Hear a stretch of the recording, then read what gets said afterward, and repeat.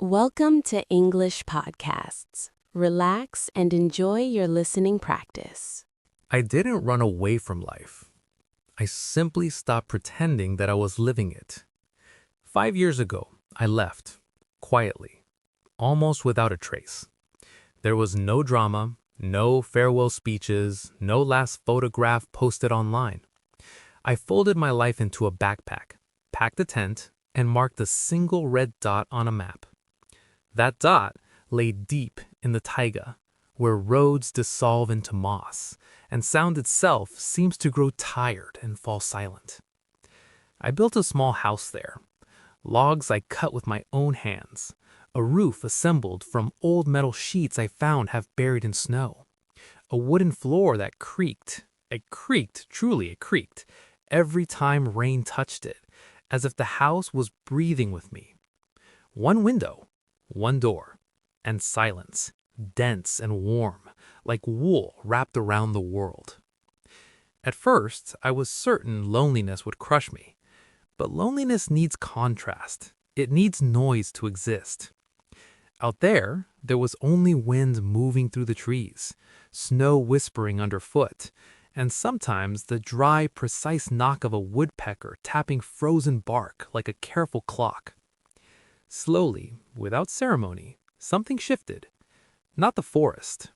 Me. Before, my mind was full of questions that felt important but tasted hollow. Was I successful enough? Did people like me? Had I fallen behind while everyone else kept moving? In the forest, those questions lost their weight. They were replaced by others. Would the fire last until morning? Had the deer changed their path?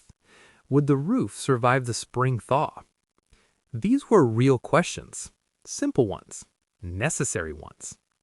And the quieter my days became, the louder my thoughts grew, not with panic, but with clarity, the kind that doesn't shout, only waits patiently until you are ready to hear it. One morning, after months without seeing another human face, I sat by the river. I ate dried fish, drank tea boiled over an open flame, and watched the sun lift itself behind the pines, as if the world was being created again, slowly and without witnesses. That was when I laughed. I remembered how furious I used to get in traffic, how anxious I became if an email went unanswered for 3 hours, how much time I spent measuring my life against other people's photographs. All of it suddenly felt distant, like a bad dream remembered in daylight. It wasn't gone. It was simply revealed for what it was. Noise, drama dressed as importance, urgency pretending to be meaning. The forest demanded nothing from me. It didn't care if I was busy. The snow fell the same way on the rich and the broken, on the confident and the lost. That lesson was worth more than any book. I learned to repair what broke. A cracked axe handle, lashed with wire and patience. A leak in the roof, sealed with moss and tar. Hunger, waited, then hunted, then thanked. Not out of spirituality, out of logic.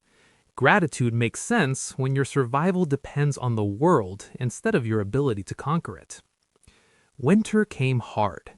-40 for weeks. No electricity. No phone. Sometimes no food for days.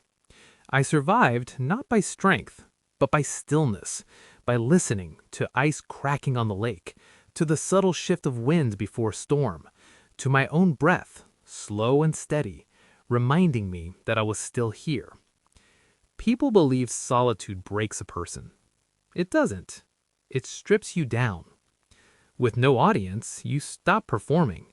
You stop pretending certainty. And at last, you begin to learn.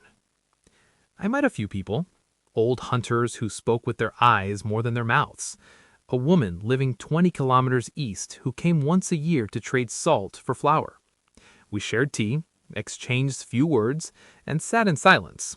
That was friendship. Once, a ranger found me, said I wasn't registered.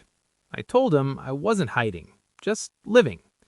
He looked around, nodded, and left a chocolate bar on the table. I ate one square a day for 5 days. It remains the best chocolate I've ever tasted. Now I am back among people. Not forever, just for a while. Everything feels louder, faster, too full, but I don't resent it anymore. I understand it. Most of what we call life is pressure we stack higher and higher until we forget how to breathe beneath it. Out there, I forgot my name for weeks.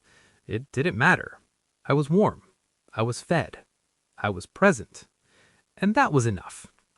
So if you ever feel lost, don't search for answers and more noise. Look for silence. Find the forest, a mountain, or even a quiet bench at 5 in the morning. Sit. Listen, and let the world remind you. You don't need to be busy to be real. You don't need to rush to be alive. Peace isn't something you find. It's something you stop hiding from.